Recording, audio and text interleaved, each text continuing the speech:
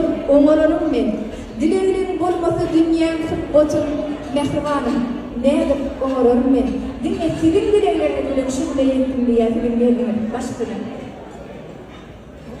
Jana jan gıydım, bahtımın bahari, köglümün köşkü. Kakam kasım, ecin mercen dilevi, akbar peşkeş verdi maral melevi. Bu uşluk bilen getiripdi nurluğun, ağaça yüllü, mehir dolu yüreği. Ente kultuqcı çağı mahalım, kosmosa uçmağı arzu ederdim. Hıyarla bayrağımı alıp eline, zeminle saylanıp aya giderdim. Bugün asmanak ay olmasa da, göğünümüz götüreyen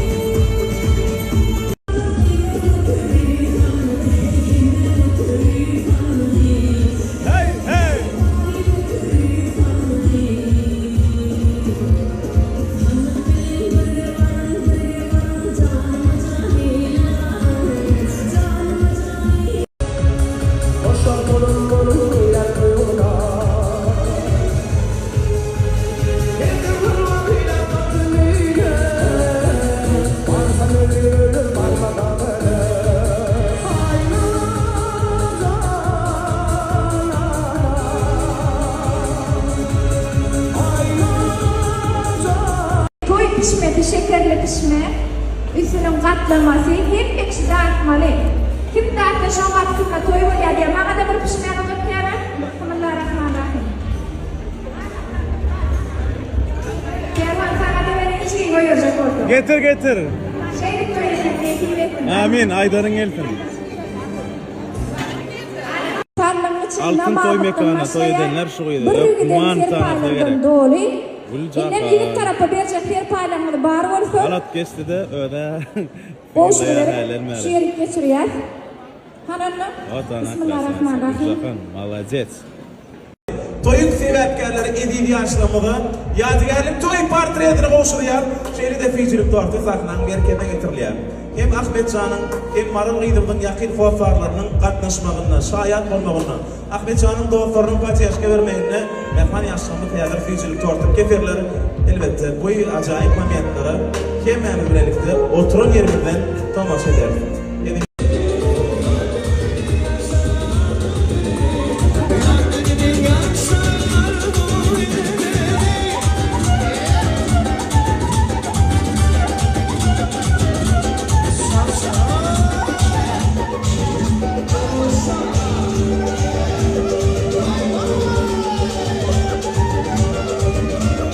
Ana nesip edenden Gülalek Genzem bilen bilece gıdıklı toyun sayat bolluk toyum zemledik.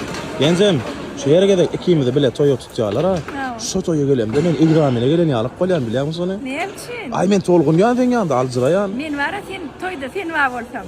Arkaýyn gidýän bilýärmi näçin? Tak, näçin? Meni öýüme yıllar perwan muhyif alyp gidýär. Olam garadamaga diýärmi? Garadamaga bu çeti. Ýar Genzem, ýar. Toyda diýdarlaşaly.